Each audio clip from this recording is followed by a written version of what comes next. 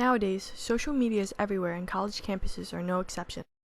It is now a routine activity among college students. We invite friends and RSVP to Facebook events, Instagram the third mocha latte of the day, and tweet about how much we love our professors. So what's social media anyway? Well, here's a formal definition.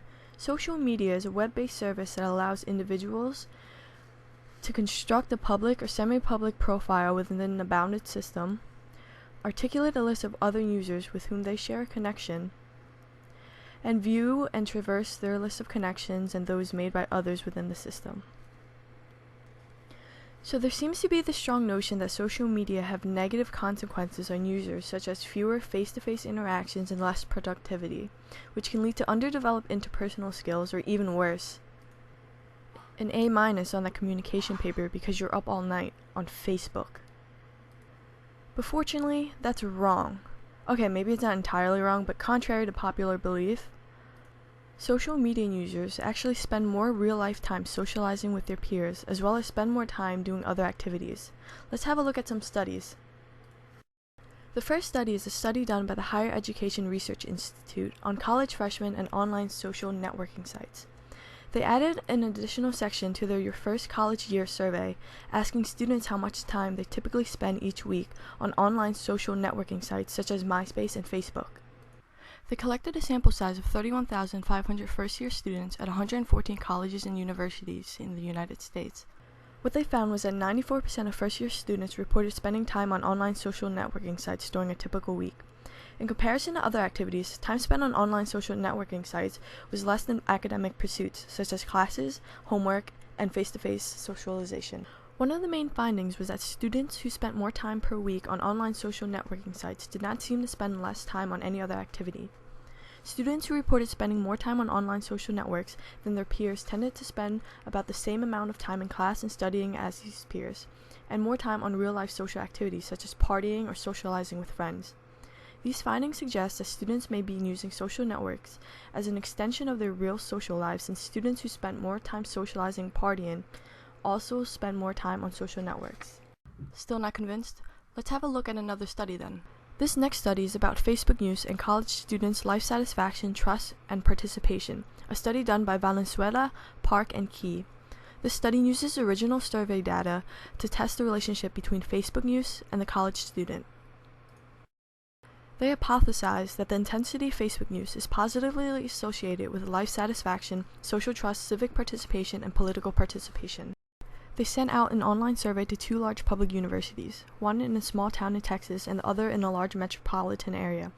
The cultural and geographical distinctiveness of both campuses ensured a more diverse, representative population of college students. A total of 40,360 student emails were randomly selected and about 8% responded, giving them a sample size of 2,603 college students.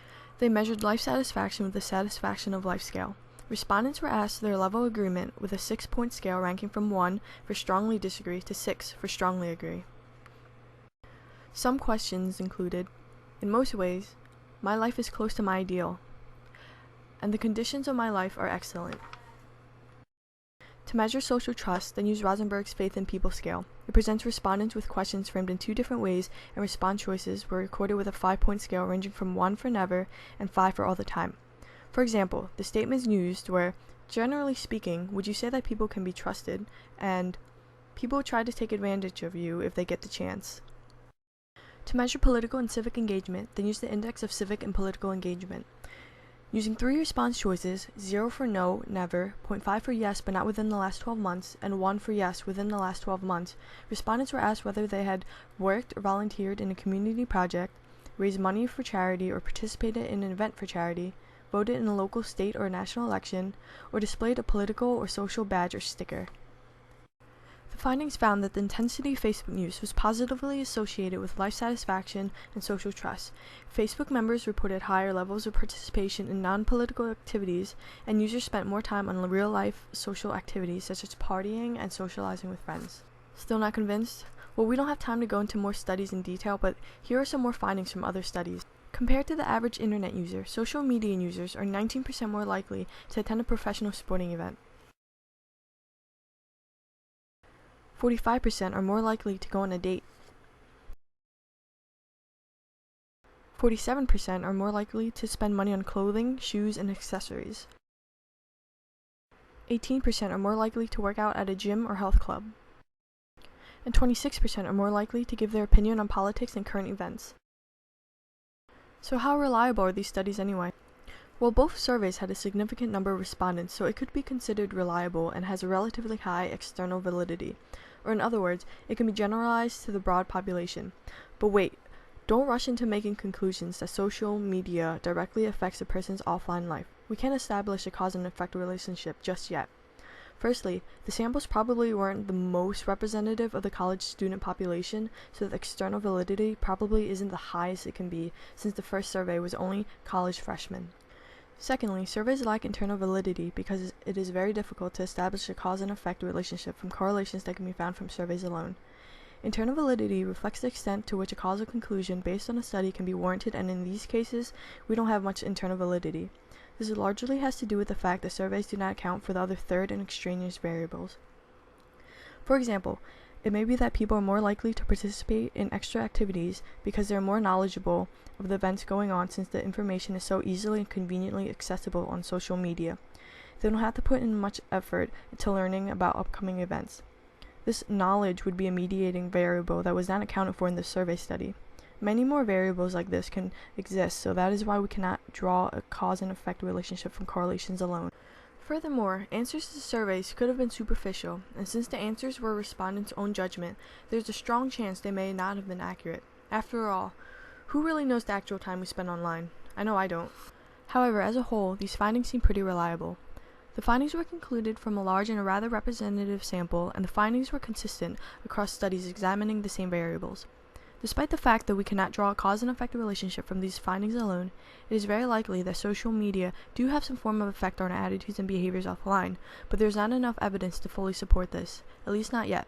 So where do we go from here? Well, future research should turn to other methods, such as experiments.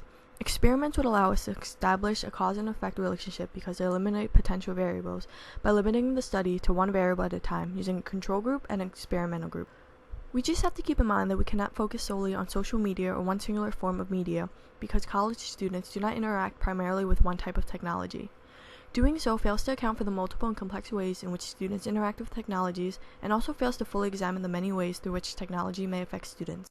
So why does any of this matter? Well, for how relatively new social media is, it has already become such an integrative part of our lives. We cannot go a day without interacting with it one way or another, and it is now incorporated into our daily college experiences. It is such a big part of our lives, yet we don't know much about its effects yet.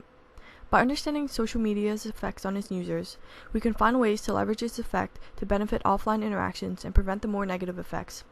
The ability to do so also allows institutions, colleges, businesses, and organizations to implement ways that would be conducive to certain behaviors. Technologic, technologic, technologic, technologic. Buy it, use it, break it, fix it, crash it, change it, melt, upgrade it, charge it, point it, zoom it, press it, snap it, work it, quick erase it, write it, cut it, paste it, save it, load it, check it.